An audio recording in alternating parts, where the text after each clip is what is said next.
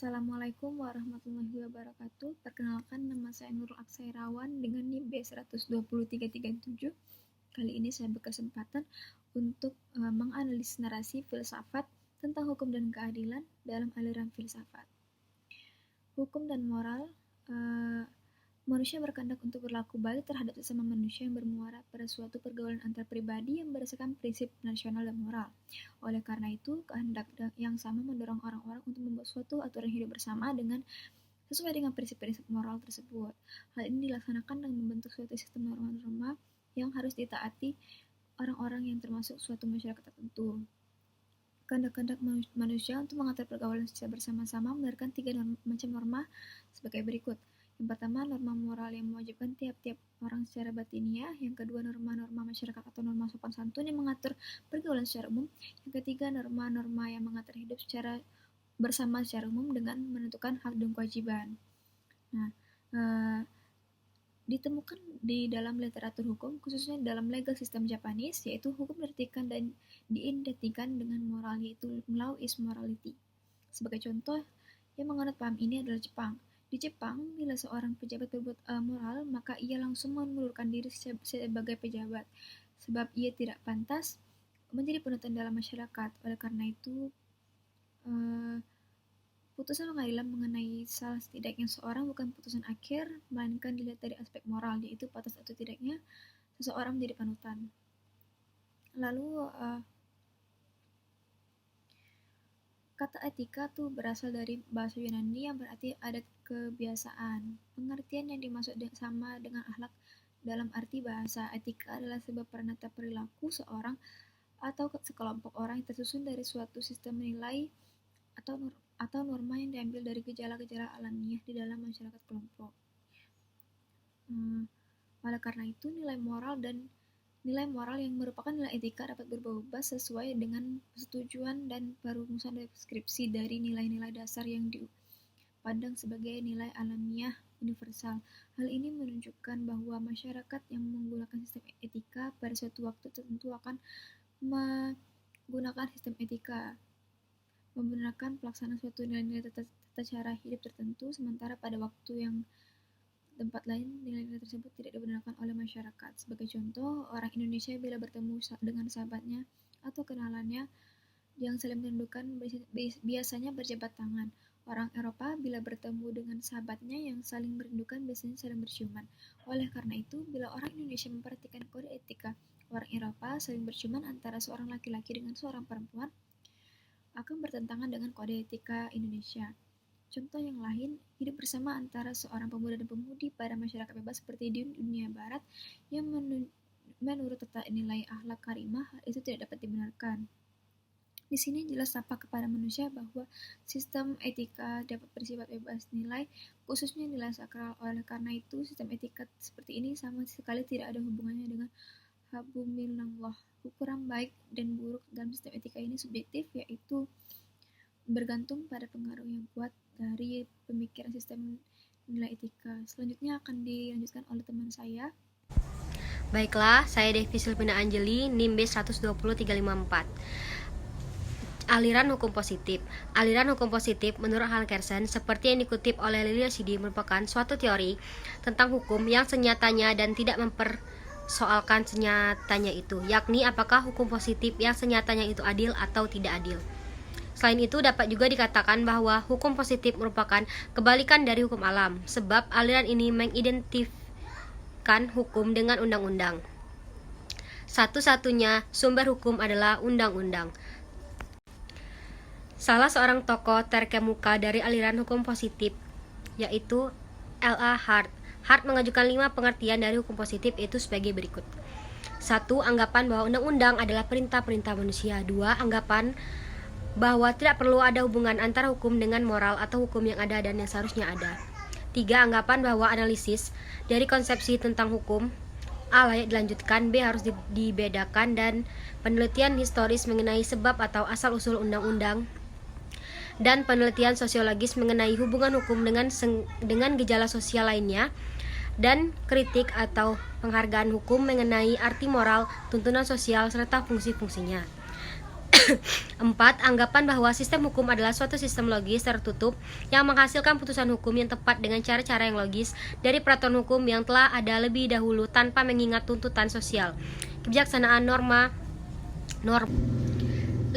Anggapan bahwa penilaian-penilaian moral tidak dapat diberikan atau dipertahankan, seperti halnya dengan pertanyaan tentang fakta dengan alasan yang rasional, petunjuk atau bukti.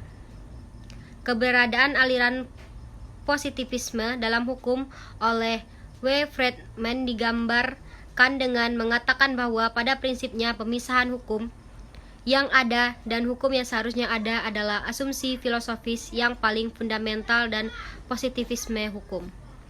Berdasarkan dari hasil pemikiran yang dikemukakan oleh W. Friedman di atas, aliran positivisme ini dikembangkan oleh John Austin. Austin mengeluarkan suatu karya mengenai teori hukum, yaitu digantinya pemerintah yang berdaulat, yakni negara bagi tiap cita keadilan dalam definisi hukum. Austin memberikan definisi hukum sebagai berikut. Peraturan yang diadakan untuk memberi bimbingan kepada makhluk yang berakal oleh makhluk yang berakal yang berkuasa atasnya. Selain itu, John Austin membedakan antara hukum yang diadakan oleh Tuhan untuk manusia, yaitu hukum Tuhan, dan undang-undang yang diadakan oleh manusia, hukum manusia. Hukum Tuhan tidak mempunyai fungsi lain daripada menjadi wadah-wadah kepercayaan. Hukum untuk manusia dapat dibagi ke dalam undang-undang yang disebut hukum yang sebenarnya atau hukum positif, dan undang-undang yang disebut hukum tidak sebenarnya. Hukum yang sebenarnya adalah undang-undang yang diadakan oleh kekuasaan politik, apakah yang tertinggi atau bawahan, sedangkan undang-undang yang tidak sebenarnya adalah yang tidak diadakan langsung atau tidak langsung oleh kekuasaan politik. Karena hukum positif atau hukum yang sebenarnya yang masih ada mempunyai ciri 4 unsur, yakni perintah, sanksi, kewajiban, dan kedaulatan. Baiklah, selanjutnya akan dilanjutkan oleh teman saya Septia Dwi Hani Aulia. Baiklah, akan saya lanjutkan. Sementara itu, Ripet menegaskan bahwa adanya pemisahan yang tegas kewenangan hukum yang seluruhnya dan murni didasarkan atas hukum positif dan legal moral yang membantu baik membuat undang-undang dalam memberikan kerangka pada peraturan-peraturan yang tidak mungkin ditaati maupun hakim, di mana hukum tidak jelas, kabur, dan tidak cukup. Ripet menyatakan bahwa sanksi hukum dari kewajiban moral ada 3 prinsip penting mengenai kewajiban sipil modern, yaitu: pertama, kewajiban untuk tidak berbuat terhadap orang lain. 2. Kewajiban untuk meluruskan kekayaan yang diperoleh dengan cara yang tidak patut. 3. Kewajiban untuk membantu tetangga. Bertitik tolak belakangan dari pemikiran yang dikemukakan oleh pakar-pakar dari aliran teori positivisme di atas, maka teori yang dikemukakan oleh Austin berpendapat banyak tantangan, di mana aliran teori ini melahirkan mazhab analitis. Para mazhab analitis menganggap bahwa pendapatan Austin mengenai perkenaan pada pemerintah dan sanksi ditentang oleh teori-teori yang mempertahankan ketidaktergantungan hukum dari kekuasaan dan pemerintah. Sebagian besar pertentangan di bidang ini adanya kekaburan antara alasan historis dan logis, sekali persoalan kekuasaan berdasarkan hukum terpisah secara jelas dan persoalan sumber sosial dari kekuasaan semacam itu tampaknya sangat sedikit yang telah dikatakan atau dituliskan sesungguh-sungguh bagian dari teori Austin. Di antara mazhab positivisme analitis ini masih terjadi perubahan mendalam. Tokohnya antara lain John Chapman Gray di Amerika dan John Salmon di Inggris. Gray sangat setuju dengan sumbangan pokok Austin untuk ilmu hukum analitis, yang ia lukis sebagai pengakuan kebenaran bahwa hukum suatu negara atau badan lain terorganisir bukan suatu karena ideal, tetapi sesuatu yang nyata adanya. Bukan sesuatu yang sesuai dengan agama atau alam atau moralitas. Bukan sesuatu yang seharusnya ada, tapi sesuatu yang ada. Selain aliran positivisme hukum, Baiklah, selanjutnya akan dilanjutkan oleh teman saya Anugrah Fagenano. Perkenalkan, nama saya Anugrah Fagenano Daily dengan NIM B120334. Akan melanjutkan materi yang disampaikan oleh teman saya tadi. Selain aliran teori positivisme, hukum tersebut perlu juga diuraikan aliran teori hukum murni. Ajaran yang berkembang dalam teori hukum murni merupakan suatu pengembangan dari teori mazhab positivisme. yang menitikberatkan pada inti pengajarannya mengenai hukum dapat dibuat dari undang-undang. Aliran teori positivisme ini dipelopori oleh tokoh utama, yaitu Hans Kelsen. Menurut Allen, teori hukum murni merupakan suatu pemberontakan yang ditunjukkan kepada ilmu hukum yang ideologis, yaitu yang hanya mengetengahkan hukum sebagai alat pemerintahan dalam negara totaliter. Menurut W. Friedman, inti ajaran dari Hans Kelsen adalah 1. Tujuan teori hukum. Seperti tiap ilmu pengetahuan adalah untuk mengurangi kekacauan dan kemajemukan menjadi kesatuan. Yang kedua, teori hukum adalah ilmu pengetahuan mengenai hukum yang berlaku, bukan mengenai hukum yang seharusnya. Yang ketiga, hukum adalah ilmu pengetahuan normatif, bukan ilmu alam. Kemudian yang keempat ada teori hukum sebagai teori tentang norma-norma, tidak ada hubungannya dengan daya kerja norma-norma hukum. Yang kelima, teori hukum adalah formal, suatu teori tentang cara menata, mengubah isi, kemudian dengan cara khusus. Yang keenam, antara teori hukum dan sistem yang khas dari hukum positif ialah hubungan apa yang mungkin dengan hukum yang nyata. Pada prinsipnya, filosofis ajaran Kelsen adalah hukum itu harus dibersihkan dari anasir-anasir yang tidak yuridis seperti etis, sosiologis, politis, dan sebagainya.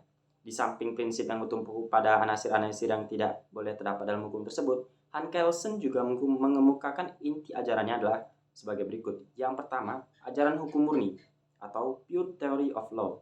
Yang kedua, ajaran tentang ground round. Yang ketiga, ajaran tentang Stauffenberg theory. Mencermati ajaran-ajaran yang digagasi oleh Kelsen ini membuat Kelsen menarik kesimpulan bahwa antara ajaran Kelsen dengan ajaran Austin, keduanya memiliki persamaan. Antara lain, kedua-duanya ingin memisahkan hukum dari moral dan sebagainya. Kedua-duanya juga menggunakan analisis formal. Kedua-duanya mengakui hukum positif sebagai satu-satunya hukum. Yang ketiga, kedua-duanya melihat esensi hukum ini, terms of an ultimate concept. Yang keempat, keduanya menitik beratkan perhatiannya pada struktur dan fungsi negara. Saya rasa sekian dari kelompok kami. Apabila materi kami ada kesalahan atau kekurangan, kami meminta maaf. Sekian dari materi kami. Terima kasih.